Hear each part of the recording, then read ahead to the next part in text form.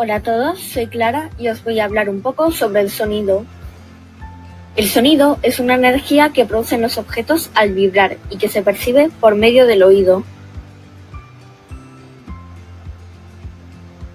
La propagación del sonido. La propagación del sonido es en línea recta y en todas las direcciones.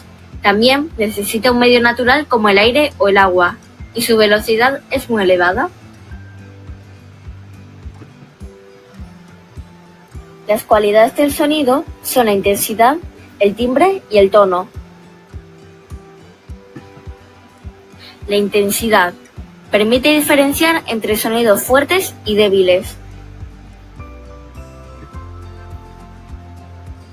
El timbre distingue un sonido de otro con la misma intensidad y tono. Unos ejemplos son las voces de diferentes personas o diferentes instrumentos musicales. Y el tono ayuda a distinguir un sonido grave de otro agudo. Elementos relacionados con el sonido. El sonido tiene dos fenómenos, la reflexión y la absorción. Cuando un sonido se propaga y choca con un cuerpo en su camino, el cuerpo refleja una parte del sonido y absorbe otra. Las superficies blandas y rugosas absorben más sonidos que las duras y lisas. Un fenómeno sonoro relacionado con la reflexión es el eco.